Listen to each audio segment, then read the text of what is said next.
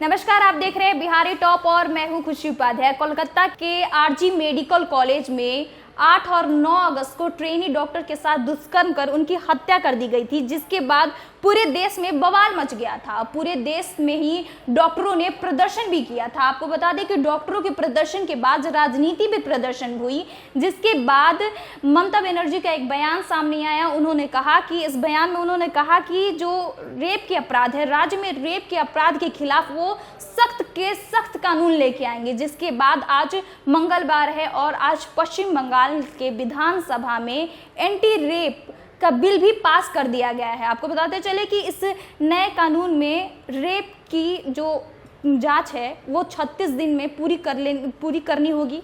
आपको ये भी बताते चले कि इसके अलावा जो पीड़िता है वो अगर कोमे में चली जाती है या उनकी मौत हो जाती है तो दोषी को 10 दिन में ही फांसी की सजा भी दी जाएगी।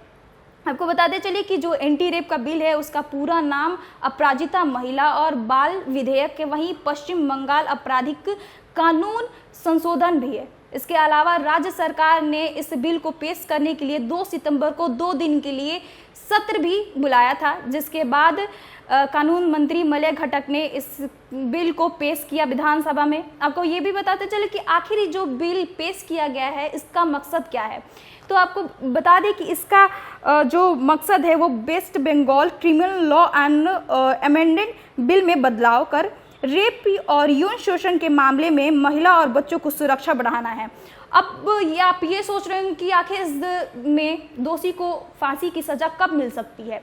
तो आपको बताते चले कि जो शोषण हुई है, जो पीड़िता की शोषण हुई है, अगर पीड़िता शोषण के दौरान मर जाती है या पीड़िता कोमा में चली जाती है तो 10 दिन में दोषी को फांसी की सज़ा भी दी जाएगी। आपको ये भी बताते चले कि अगर दोषी को उम्र कैद की सज़ा भी दी गई है तो दोषी को अपना उम्र कैद पूरे जेल में बिताना होगा। आपको ये भी देख कि इस बार की जो नया कानून है वो इसमें कहा गया है कि कम से कम आपको 14 साल की जेल भी हो सकती है। 14 साल आपको जेल में बिताने पड़ेंगे। इस कानून में आपको पैरोल नहीं मिल सकती। अगर पैरोल मिलती भी है, सज़ा कम भी मिलती है, तो आपको 14 साल जेल में बिताने ही पड़ेंगे।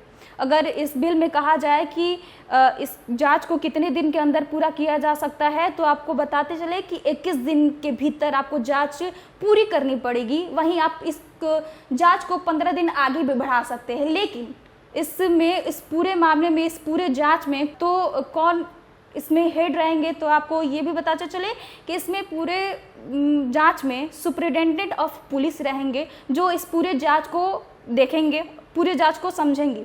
और इस कानून में एक और भी आया है कि अगर मीडिया रिपोर्टिंग इस केस में मीडिया रिपोर्टिंग करती है, तो अगर वो मीडिया रिपोर्टिंग कुछ भी करती है और कोर्ट की कार्रवाई भी होती है तो उसे प्रिंट या पब्लिश करने से पहले उनसे पूछना पड़ेगा। अगर वो नहीं पूछते हैं, उनसे नहीं इजाज़त लेते हैं पूछने से पहले, तो इसमें 3 से 5 साल की सज़ा के प्रावधान भी है। ऐसे खबरों के लिए बने रहिए हमारे साथ और देखते रहिए द बिहारी टॉप।